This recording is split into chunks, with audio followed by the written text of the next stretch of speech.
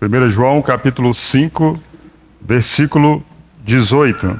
Bondoso Deus, maravilhoso Pai, te agradecemos ainda pelo cuidado do Senhor com cada um de nós, porque o Senhor é aquele que tem edificado a sua igreja e cabe a nós adorar ao Senhor em espírito e em verdade. Tua palavra nos diz que o Senhor procura os adoradores que o adorem em espírito e em verdade. Que cada um de nós, na nossa caminhada cristã, dia a dia, possamos adorar ao Senhor em integridade do nosso coração. Que o nosso espírito, alma e corpo sejam conservados íntegros nessa adoração ao Senhor, no serviço ao Senhor. Agradecemos por essa noite, pelos atos do culto, por tudo o que até aqui foi feito, e que nesse momento da leitura e meditação da Tua Palavra, o Senhor abra o nosso entendimento, abra os nossos corações e que sejamos edificados. A nossa oração é no nome de Jesus. Amém. 1 João 5, versículo 18. Sabemos que todo aquele que é nascido de Deus não vive em pecado. Antes, aquele que nasceu de Deus o guarda, e o maligno não lhe toca. Nós chegamos nesse ponto da epístola a em uma de três declarações feitas pelo apóstolo João no acréscimo da sua carta, no adendo da sua carta. Nós já temos falado aqui que provavelmente ele poderia ter terminado a carta no versículo 13, onde ele fala sobre a vida eterna. Mas João, ele, um sábio escritor, guiado pelo Espírito Santo, ele ainda tem mais a oferecer, a trazer para os irmãos e tranquilizá-los com relação ao mundo presente da época, as tribulações e dificuldades que eles estavam encontrando. E é nessas três declarações que ele passa a fazer aqui a partir do versículo 18, em cada uma delas nós encontramos essa palavra, ou essa afirmação confiante, sabemos. E aqui no versículo 18 nós temos um deles. Então ele vem falando sobre a oração, depois que ele falou sobre todos os cristãos terem a vida eterna. No versículo 13 ele fala sobre isso, nós já estudamos. Essas coisas vos escrevi a fim de saberdes que tendes a vida eterna, a vós outros que credes em nome do Filho de Deus. A partir daí ele vai falar sobre a segurança que o cristão tem para estar diante de Deus, diante do Pai, em oração primeiramente por si, pelas suas necessidades. Depois ele continua falando também sobre a oração que devemos fazer pelos nossos irmãos. Estudamos sobre isso, sobre vermos o nosso irmão estar envolvido num pecado que não é para a morte. Nós devemos então pedir a Deus por ele, para que Deus lhe conceda vida. Tudo isso consequência de sabermos que temos a vida eterna, que ele fala no versículo 13. Então ele vem falando sobre isso, a oração pessoal, a oração pelos irmãos, e chega então nessa declaração do versículo 18. E tem sido assim o método de João ensinar, esse diferente, mas também guiado pelo Espírito Santo, da forma de outros escritores do Novo Testamento. Essa tem sido a forma de João. Ele toma um tema e, ao tratar dele, ele menciona determinado aspecto, e ele entra nesse aspecto que ele ressalta e sugere um tema maior, e nesse tema maior, então, ele passa a explaná-lo, ele passa a falar sobre ele. E aqui é uma perfeita ilustração do que João tem tratado. Aqui João está se preparando para o tema da oração de uns para os outros, tema da oração particular por aqueles que porventura caem em pecado. Contudo, uma pergunta surge na mente de João, né? Ele está, como dissemos, escrevendo esses acréscimos na sua carta porque ele se preocupa com os irmãos. João, ele define que não pode ter nenhuma dúvida com os leitores da sua epístola. Ele entende dessa forma que, nesses pormenores que ele coloca no final da sua epístola, é para deixar claro tudo aquilo que João falou até aqui. Então, a partir disso, ele define que tem que expor de maneira abrangente para não deixar nenhum tom de dúvida, nenhuma incerteza para os irmãos que ele escreveu. Ele tinha dito nos versículos anteriores a respeito de pecado não para a morte, pecado para a morte, toda injustiça é pecado. Tem falado sobre isso. E então, por meio dessa palavra, sabemos, ele introduz então um novo tema no que diante daquilo que ele quer deixar bem claro para os irmãos. E aqui, nesse ponto, irmãos, nós devemos fazer uma pausa para entendermos melhor. Nós devemos olhar para essa declaração que João coloca aqui. Sabemos que é uma declaração muito interessante para nós, muito propícia para nós nesses últimos dias. Há certas coisas que João está dizendo, que o Novo Testamento também confirma isso, que não tem necessidade de discussão. Muitas coisas nas Escrituras, ou melhor, praticamente todas elas, não existe uma discussão sobre determinados assuntos. E aqui João coloca isso, sabemos, pronto. Não tem uma discussão a respeito do tema. Há certas coisas, por assim dizer, que são evidentes por si mesmas, são claras, são absolutas, são um elemento nítido na caminhada cristã. E nessas coisas, nessas verdades, nós não podemos ter dúvida nenhuma. O cristão, nós sabemos, não pode ter dúvida nenhuma. Então essas são coisas que nós, como cristãos, devemos saber. E João coloca, se vocês notaram aí, vamos ler juntos, ele fala 3 coisas que devemos saber. No versículo 18, nós já lemos, né? Sabemos que todo aquele que é nascido de Deus não vive em pecado, antes aquele que nasceu de Deus o guarda e o maligno não lhe toca. Depois ele vai falar do segundo, sabemos que somos de Deus e que o mundo inteiro jaz no maligno. E no versículo 20 ele vai falar também sabemos que o Filho de Deus é vindo e nos tem dado entendimento para conhecermos o verdadeiro, e estamos no verdadeiro em seu Filho Jesus Cristo. Este é o verdadeiro Deus e a vida eterna. O que quer que aconteça a você, diz João, você pode ter certeza, onde quer que você estiver, aqui estão coisas que são absolutos na vida cristã. Não tem como você fugir disso. É claro que é excelente e valioso dividirmos esses pontos para estudarmos de maneira mais didática, porque aqui existe muita profundidade para cada filho de Deus nesse ensinamento que João coloca, então, no final da sua epístola. Então é valioso isolar esses grandes princípios e nós faremos nessa noite o estudo do versículo 18. E aqui nós temos um postulado, aqui nós temos um absoluto na vida cristã, podemos dizer que temos aqui um fundamento. Não é diferente. E a partir daqui, então, João, ele está mostrando que existe a vida do cristão, mas a vida do cristão, ela pode ser contrastada com a vida em que o pecado vai querer dominar o cristão. É o que João tem feito. E alguns entendem que a partir desse versículo 18, a história da igreja registra que nesse versículo 18 e em outro versículo do capítulo 3, os perfeccionistas colocaram a sua base de doutrina. Eles entendiam que nesse versículo poderia se extrair o pensamento de uma vida sem pecado.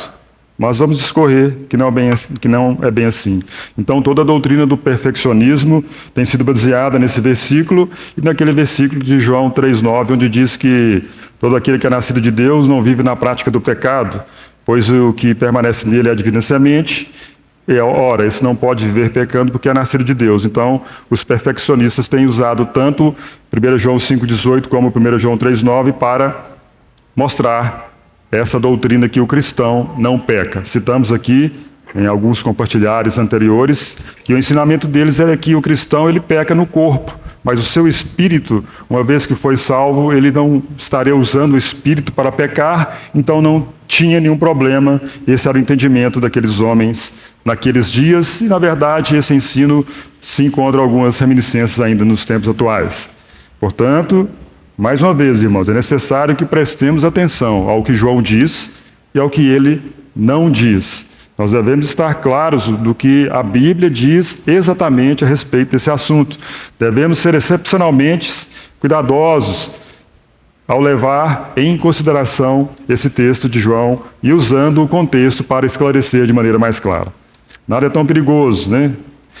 Ao ler e interpretar as Escrituras do que tirar um versículo do seu contexto e elaborar uma teoria ou doutrina em cima desse versículo particular. E isso é o que geralmente aconteceu na história da igreja, né? Tem acontecido de se isolar um versículo em detrimento de outros, e então surgem os erros, surgem os falsos ensinos, surgem as heresias. Os que assim fazem, eles não comparam Escritura com Escritura. Os que assim fazem, eles não atentam para o está escrito, mas também está escrito. Então há uma unidade como vemos nas Escrituras, uma unidade homogênea em relação à mensagem bíblica, do início ao fim. Há uma inteira proximidade do livro de Gênesis ao livro de Apocalipse. Podemos dizer que a palavra de Deus, ela não tem dúvidas em nenhum dos seus livros, em nenhum dos seus textos. Então, com isso em mente, o apóstolo coloca isso para os seus leitores. Então, passemos ao estudo desse versículo em particular. Atentemos para o que João diz em primeiro lugar, como já falamos no princípio. Sabemos, temos certeza, é sem discussão. Então ele usa, sabemos o versículo 18, sabemos o versículo 19, sabemos o versículo 20. E a primeira, vamos colocar aqui, porque se trata de uma colocação abrangente, então ela se divide nesse versículo 18 em três princípios subsidiários ou secundários. E vamos falar então desses três princípios nesse versículo 18. E o primeiro diz aí no versículo 18, sabemos que todo aquele que é nascido de Deus não vive em pecado. Sabemos disso, diz João. Não é necessário discutir sobre isso, não é necessário gastar tempo sobre isso, não há necessidade de parar, ficar discutindo sobre isso. É claro, diz João aos seus leitores, sabemos. E ele diz isso. Então, o que é que nós, como cristãos, devemos saber? O que exatamente nós sabemos? E aí, irmãos, para entender claramente esse versículo, de início nós vamos deixar claro qual não é o significado. E aqui não é o significado que João está querendo ensinar, que não pode significar que quem nasce de novo é incapaz de pecar, como pensavam os perfeccionistas daqueles dias, como pensam muitos que adotam abraçando algum ensino errôneo. Não, João não está falando nada sobre isso. Ele está dizendo que, na verdade, ele já havia falado isso no capítulo 2, ele tem abordado isso na sua epístola. Lá no capítulo 1 ele fala, se alguém diz que não tem pecado, é o quê? Mentiroso. E ele fala então para nós considerarmos a nossa vida e confessarmos os nossos pecados, porque Deus é fiel, justo para nos perdoar os pecados, nos purificar de toda injustiça. Ele abre o capítulo 2 falando também que pode o cristão pecar, não deveria, mas é um acidente. O pecado na vida do cristão é um acidente. Ele já tinha dito isso no capítulo 2, filhinhos meus, essas coisas os escrevo para que ninguém pequeie. Se todavia alguém pecar, temos advogado junto ao Pai, Jesus Cristo justo, ele é a propiciação pelos nossos pecados, não somente pelos nossos, mas também pelos do mundo inteiro. Então João já tem tratado isso. João já disse, ou coloca para os irmãos, sabemos de tudo isso. Então essa história de que o crente não peca, isso é um engodo, se todavia alguém pecar. Então ele está colocando aí, sabemos que todo aquele que é nascido de Deus não vive em pecado. Esse é o fundamento, essa é a doutrina. Se todavia alguém pecar, nós não podemos cair no erro dos perfeccionistas que diziam então que o crente não peca mais. O crente, ainda que ele pratique um adultério, uma mentira, um roubo, um assassinato, ele está pecando com o corpo, não com o espírito. Opa, não caia nessa. João é muito claro na sua epístola. Na verdade, todos os escritores do Novo Testamento falam dessa forma. Então, o contexto no qual está inserido o assunto responde a essa pergunta e mostra que esse não é o significado, não é que o cristão não peca. Irmão, se é verdadeiro, diante do que nós já estudamos até aqui na Epístola de João, daquilo que você já sabe das Escrituras e da sua leitura de 1 João, se é verdadeiro que dizer que o cristão é alguém que nasceu de novo, que é nascido de Deus e que é incapaz de pecar, por que João iria falar que nós devemos orar por aqueles que porventura não estão pecando para a morte? Seria totalmente um contraditório, um contrassenso dos ensinos de João. Por que você vai orar por alguém que de fato caiu em pecado? Vejam que aqueles perfeccionistas estavam trazendo um ensino errôneo e João quer deixar claramente que aquele que é nascido de Deus não vive em pecado. A exortação de João com relação a essa questão de orar por aquele que porventura caiu em pecado seria ridícula naqueles dias, de pensar então que o cristão seria incapaz de pecar. Então, portanto, não pode ser esse o significado, e esse é um primeiro ponto. João já havia mostrado, né, que o cristão não vive na prática do pecado. E agora nós podemos ler então lá 1 João 3,9.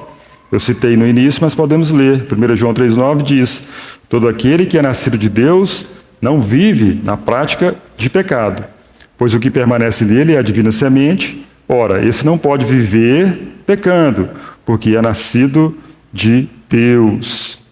Então, se o cristão não pecasse, não seria necessário exortar-nos a orar pelos nossos irmãos que caem em pecado. Isso estaria totalmente errado, né? O próprio, não somente João, nos seus escritos, fala sobre isso, outros escritores também do Novo Testamento falam sobre isso, Tiago fala sobre isso. Os irmãos se lembram daquele texto que diz lá em Tiago 5, 19 e 20: meus irmãos, se algum entre vós se desviar da verdade e alguém o converter, sabei que aquele que converte o pecador do seu caminho errado salvará da morte a alma dele e cobrirá a multidão de pecados. Então é certo que o cristão pode pecar, não que ele não peque, mas ele não vai permanecer na vida de pecado. João está colocando isso, sabemos. Isso tem que ser um fundamento na nossa vida cristã. Nós não vivemos para, porventura, criar cenários na nossa mente e produzir pecados. Não, mas pode acontecer. É o que João está dizendo. Não vive em pecado. E o poder que é nos oferecido na Bíblia, irmãos, pode nos guardar do pecado. Sim, isso é muito diferente de dizer que o cristão não peca. Contudo, então, João não nos diz, né, que aquele que é nascido de Deus não cai ou não comete atos pecaminosos. Ele não está dizendo isso. Então o que João está dizendo com esse versículo 18, depois de sermos instruídos sobre a oração e tantos outros aspectos? Claramente, João coloca: quem é nascido de Deus não vive na prática do pecado. Esse é um ponto que os cristãos, os filhos de Deus, devem saber. Esse é o primeiro ponto que João coloca, que sabemos. O cristão não continua praticando o pecado. Quem nasceu de novo é totalmente diferente daquelas pessoas que não nasceram de novo. Aqueles que não nasceram de novo, homens e mulheres, como diz João aí no versículo 19, eles estão debaixo do poder do maligno. Eles continuam nas suas práticas de pecados e mais pecados e mais pecados. Estão envolvidos pelo maligno, são presas fáceis do maligno e continuam vivendo em pecado. O cristão, diz João, totalmente diferente desses. Enquanto que os que não nasceram de novo estão sob o domínio de Satanás, o cristão não está mais sob o domínio de Satanás. Ele agora está sob o domínio do Pai. Ele está agora sob o domínio do Espírito Santo. A cada dia o cristão é aquele que faz morrer a sua natureza terrena. Ele sabe de onde ele foi tirado e ele sabe onde ele está. João coloca isso muito claro no seu evangelho e nas suas epístolas, principalmente 1 João. Ou seja, o não crente ou não nascido de novo, ele tem a sua vida totalmente em pecado. Eles habitam em ambiente de pecado, habitam na prática de pecado. Esse é o ambiente deles. No entanto, aqueles que nasceram de Deus, aqueles que nasceram de novo, estão ou não se encontram no mesmo estado ou condição daqueles que não foram salvos. Foram tirados dele. Sabemos isso, diz João. Lá no capítulo 1, João colocou isso muito claro sobre estar nas trevas e estar na luz. Ou seja, aqueles que nasceram de novo agora estão na luz, porque sabem que Deus é luz e não há nele treva nenhuma.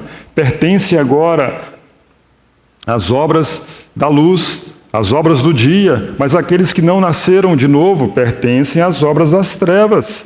Outrora, nós estávamos em trevas, é verdade, mas agora nós estamos na luz, sabemos disso.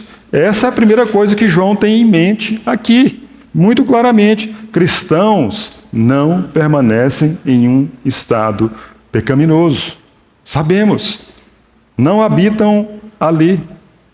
Há os dois reinos, como dissemos, há o reino das trevas, e o cristão habitava ali antes de crer em Cristo, mas agora o cristão está no reino da luz, onde ele habita hoje. Sim, existia o reino do domínio de Satanás, e lá estávamos nós, mas agora existe o reino de Deus e do seu Cristo, e agora estamos neste reino. sabemos de João. A Bíblia nos diz, né, que nós habitamos nas regiões celestes juntamente com Cristo Jesus. Não nos envolvemos com este mundo. João quer deixar isso claro. João enfatiza então que o cristão ele está num nível mais elevado. O cristão podem cair, podem falhar, mas não permanecem nessa posição. Então João diz aí, não permanecemos mais habitando no pecado. Sabemos que todo aquele que é nascido de Deus não vive em pecado. Pronto. Você sabe disso? Eu sei disso. E sabendo disso, a minha vida está sendo dessa forma? A não permanência em pecados que outrora praticávamos? Esse é o que João quer dizer. Irmãos, um exemplo o que João quer ensinar, um exemplo muito claro, se nós estamos habitando no pecado ou permanecendo no pecado, aqui um exemplo simples. A ira. É alguém que andava em ira, em uma irritabilidade constante. A sua prática era ficar irritado. Então, após a conversão, vem o Espírito Santo e nos auxilia dia a dia nesse assunto. Pode vir, ou, de vez em quando, ocasionalmente, podemos até se irar ou irritar, mas agora o cristão não vive nessa prática. Hoje o cristão, ele entende que irai-vos e não pequeis. Não se ponha o sol sobre a vossa ira. Então aqui um exemplo simples. Nós podemos levar esse exemplo para todo outro tipo de pecado que porventura praticávamos, mas que agora não praticamos mais. Sabemos que todo aquele que é nascido de Deus não vive em pecado. Sabemos, diz João, todos nós. A segunda afirmação do versículo 18 é a seguinte: antes, aquele que nasceu de Deus o guarda. E aqui, irmãos, claramente, sem titubear e sem nenhuma discussão. Aquele que nasceu de Deus, aqui se refere ao Senhor Jesus Cristo, que inicialmente era o unigênito de Deus, tornou-se primogênito, está se referindo a Ele. Algumas versões, principalmente a minha aqui na Almeida Revista Atualizada, o aquele está com A maiúsculo. É sem sombra de dúvida que está se referindo ao Senhor Jesus. Então João está dizendo, sabemos que aquele que é nascido de Deus o guarda. Se o cristão é aquele que não vive na prática do pecado, juntamente com isso, dele fugir do pecado, não habitar no pecado, deixar agora as obras da carne, tem alguém que o guarda. Aquele que nasceu de Deus. E João está dizendo que ele guarda os filhos de Deus. Ele protege os filhos de Deus. Cristo olha para nós. Cristo olha para cada um dos filhos de Deus e os guarda. É muito claro, sabemos. Cristo olha por ele, cuida dele, guarda ele, mantém os seus olhos nele. Esse é o que João coloca. Significa que, irmãos, que ele nos está olhando atentamente. Lá no Velho Testamento, nós sabemos que Deus guardava Israel, cuidava de Israel. E aqui também no Novo Testamento não é diferente. Uma vez que nascemos de novo, temos a vida eterna, não permanecemos no pecado, o Filho de Deus olha por cada um de nós e nos guarda. Irmãos, pensem que lembrem que João estava escrevendo para pessoas tentadas, provadas, assediadas por problemas do mundo daquela época, problemas na igreja, dentro da igreja, fora da igreja, perseguição, anticristo, falsos ensinos, heresias. Mas ainda assim, uma luta contra o pecado, eles também viviam, mas eles tinham essa segurança, eles tinham isso com ele. Sabemos que ele nos guarda. O que nasceu de Deus nos guarda. João queria que eles soubessem disso, que o Filho de Deus, o Eterno, o Santo, aquele que se fez carne e habitou entre nós, que morreu por nós no Calvário, foi assunto aos céus, está à direita de Deus e intercede por nós, ele está olhando. Aquele que nasceu de Deus o guarda. Guarda os filhos de Deus. Ele os está guardando nesse sentido. Como diz no Velho Testamento, ele é o guarda de Israel. Ele nunca dorme. Alguém já pensou aqui que Deus dorme? Não, Deus não dorme. Ele está sempre acordado. E João está ansioso para que os irmãos saibam disso, dessa verdade, se apropriem, entrem e vivam essa verdade. Sabemos. Lá no seu evangelho, João já falava sobre isso. E quando João escreve a sua primeira epístola, ele tinha em mente o seu evangelho. E olha que maravilha das Escrituras, que consolo para todos nós, os filhos de Deus. João 10, versículo 28.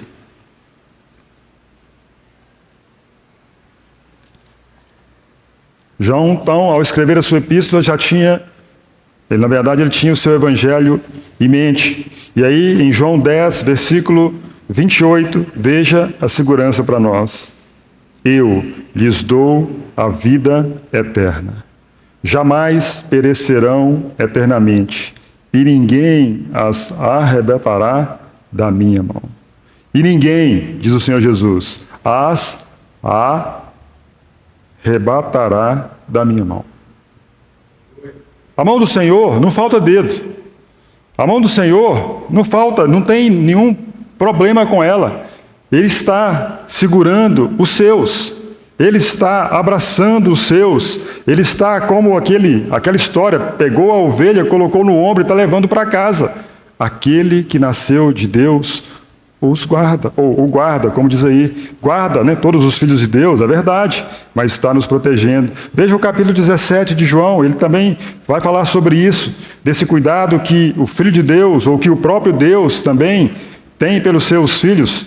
João 17, versículo 11, diz assim: já não estou no mundo, mas eles continuam no mundo, ao passo que eu vou para junto de ti. Pai Santo, guarda-os em teu nome que me deste, para que eles sejam um, assim como nós. Na sua epístola, João fala que o próprio Filho de Deus, Jesus Cristo, está guardando. E aqui, aqueles discípulos que permaneceriam no mundo, uma vez que o Senhor iria morrer e ressuscitar e subir aos céus, ele ora ao Pai e ele está dizendo: Pai, eu guardava eles, eu protegia eles. Continue da mesma forma. Continue protegendo eles, guardando eles do pecado, de todo embaraço que porventura venham sobre eles. Irmãos, veja o versículo 12. Quando eu estava com eles, guardava-os no teu nome que me deste, e protegi-os, e nenhum deles se perdeu, exceto o filho da perdição, para que se cumprisse a Escritura. Irmãos, olha que segurança. Nós estarmos guardados pela mão do Senhor, guardava-os no teu nome que me deste e protegi-os. Irmãos, vejam que segurança para todos nós em toda e qualquer circunstância. Talvez você esteja preocupado com a sua aposentadoria. Talvez você esteja preocupado com o comunismo que pode chegar no Brasil. Talvez você esteja preocupado com a faculdade do seu filho, mas saiba que Deus protege você de tudo isso. E aqui no caso de João, na sua primeira epístola, guarda de pecarmos. Não somente do pecado, mas pensem isso, se do pecado ele nos guarda, irmãos, ele tem a sua atenção a todos nós, aos nossos negócios, aos nossos empregos, à nossa falta de emprego, à nossa saúde, à falta de saúde. Ele está atento. Veja o versículo 15 de João 17. Não peço que os tires do mundo, e sim que os guardes do mal. Então aqui, o Senhor ou melhor, João, escrevendo a sua epístola aos irmãos daqueles dias, ele coloca que, tendo em mente o seu evangelho, ele coloca que o Filho de Deus nos protege. O Filho de Deus nos guarda. E ainda que ele não esteja presente, como ele estava com os discípulos naquele tempo, dos 3 anos e meio, ele agora roga ao Pai. E certamente sabemos que o Pai nos guarda, que o Filho nos guarda, que o Espírito nos guarda, o Espírito Santo tem ciúmes de nós. Então ele intercede por nós quando oramos. Vejam o cuidado de Deus, a Trindade Santa e Bendita a favor dos seus. Aquele que nasceu de Deus o guarda, diz João. Então é o mesmo pensamento. Lá no Evangelho é o mesmo pensamento na Epístola. Irmãos, nós somos confrontados e confortados por essa declaração. Aquele que nasceu de Deus o guarda. Judas, quando escreveu a sua epístola, ele coloca no mesmo pensamento. Lá em Judas, versículo 24, fala assim: ora, aquele que é poderoso para vos guardar de tropeços e para vos apresentar com exultação imaculados diante da sua glória. O mesmo pensamento de Judas. Aquele que é poderoso para vos guardar de tropeços. João está dizendo, aquele que nasceu de Deus, o guarda. Irmãos, é isso aí. Nada diferente disso. Sabemos de João, sabemos. O cristão tem que ver esse cuidado que Deus tem por ele. Irmãos, os nossos hinos falam sobre isso. Os nossos cânticos falam sobre isso.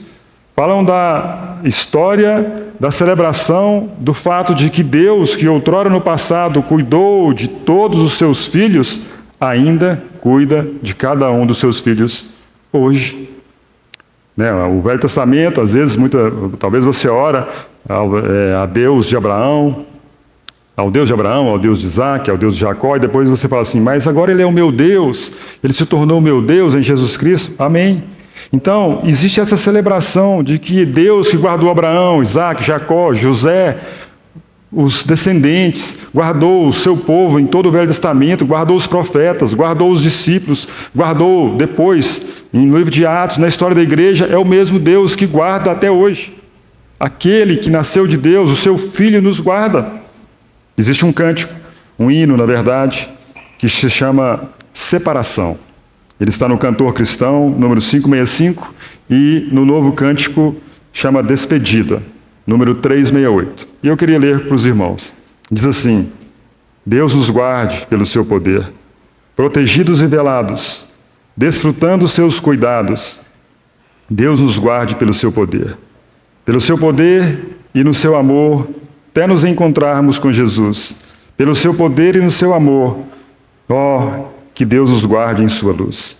Deus nos guarde bem no seu amor, consolados e contentes, achegados sempre aos crentes. Deus nos guarde bem no seu amor. Deus nos guarde do poder do mal, da ruína, do pecado, do temor de todo lado. Deus vos guarde do poder do mal. Deus nos guarde para seu louvor, para seu divino gozo, seu serviço tão glorioso. Deus nos guarde para o seu louvor. Os nossos hinos falam isso. Mas você pode também olhar lá no Velho Testamento e ver o grande cuidado que Deus tem para com os seus. Salmo 121. Vamos ler. Salmo 121 é um cântico de romagem. E diz assim o Salmo. Eleva os olhos para os montes. De onde me virá o socorro? O meu socorro vem do Senhor, que fez o céu e a terra. Ele não permitirá que os teus pés vacilem. Alguma semelhança com 1 João? Aquele que nasceu de Deus o guarda. Versículo 3. Ele não permitirá que os teus pés vacilem, não dormitará aquele que te guarda. É certo que não dormita nem dorme o guarda de Israel. O Senhor é quem te guarda. O Senhor é a tua sombra, a tua direita. De dia não te molestará o sol, nem de noite a lua. O Senhor te guardará de todo mal, guardará a tua alma. O Senhor guardará a tua saída e a tua entrada, desde agora e para sempre.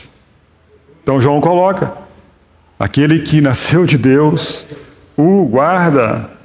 Irmãos, essa é uma das grandes doutrinas consoladoras, reconfortantes, que encontramos nas Escrituras, que encontramos no Novo Testamento. Louvado seja Deus por ela. Independentemente de tudo o que você esteja passando, o que eu esteja passando, aquele que nasceu de Deus te guarda, me guarda, guarda os filhos de Deus. Quando temos consciência da nossa fraqueza, do desamparo nesse mundo difícil, nesse mundo contraditório, o nosso consolo é lembrar dessas coisas, saber dessas coisas, em definitivo.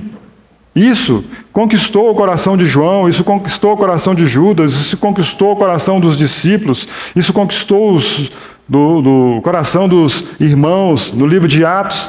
Paulo, quando se converteu, também falou sobre isso, quando ele escreve Romanos. E aí vamos ler também Romanos 5,10, ele fala sobre isso, sobre esse cuidado que Deus tem com todos nós, nos guardando, nos protegendo. Ele fala assim em Romanos 5, versículo 10. Porque se nós, quando inimigos, fomos reconciliados com Deus mediante a morte de seu Filho, muito mais, estando já reconciliados, seremos salvos pela sua vida. Vejam o que o apóstolo está dizendo, no mesmo pensamento de João, que ele está querendo colocar. Vejam a expressão aí, muito mais. Muito mais, ou seja, se o próprio Deus, quando nós éramos inimigos, fez uma grande reconciliação, enviou o seu Filho, sacrificou o seu Filho, morrendo ele pelos nossos pecados. Esse é o evangelho genuíno. Não aquele evangelho, venha a Cristo que você terá isso aqui, não. O evangelho mostra o homem pecador. Então Paulo está dizendo aí, quando inimigos, ou seja, nos nossos delitos e pecados, mortos, longe de Deus, nós fomos reconciliados com Deus mediante a morte do seu Filho, muito mais agora. Muito mais agora, Ele vai nos proteger. Diz aí, seremos salvos pela sua vida. Se Ele morreu para nos salvar, irmãos, Ele nos guardará, Ele nos protegerá. Como diz Paulo também, na sua epístola aos Filipenses, aquele que começou boa obra em vós, há de completá-la até o dia de Cristo Jesus. É certo que Ele nos guarda, Ele cuidará de nós, aquele que nasceu de Deus o guarda. Irmãos, Ele é o pastor e bispo das nossas almas. O apóstolo Pedro fala sobre isso na sua primeira epístola, que porque outrora nós éramos como ovelhas desgarradas. Uma ovelha que fugia do seu pastor, tinha o pastor, mas a ovelha não tinha um relacionamento com o pastor. Ela fugia do aprisco, fugia para lugares tortuosos. Então Pedro diz assim, porque nós, ou melhor, ele diz lá, porque éreis como ovelhas desgarradas. Mas agora tendes vos convertidos, ou tendes voltado ao pastor e bispo das vossas almas. Qual que é o trabalho de um pastor? Ou qual que é o trabalho de um bom pastor? O bom pastor, ele dá o quê? A vida pelas ovelhas. O bom pastor, ele não deixa faltar o quê? Água. Ele não deixa faltar o quê? Comida, capim. Ovelha, como é capim? Agrônomo, é isso mesmo? Água, capim, um pasto verdejante, como diz o Salmo 23, faz-me deleitar em verdes pastos.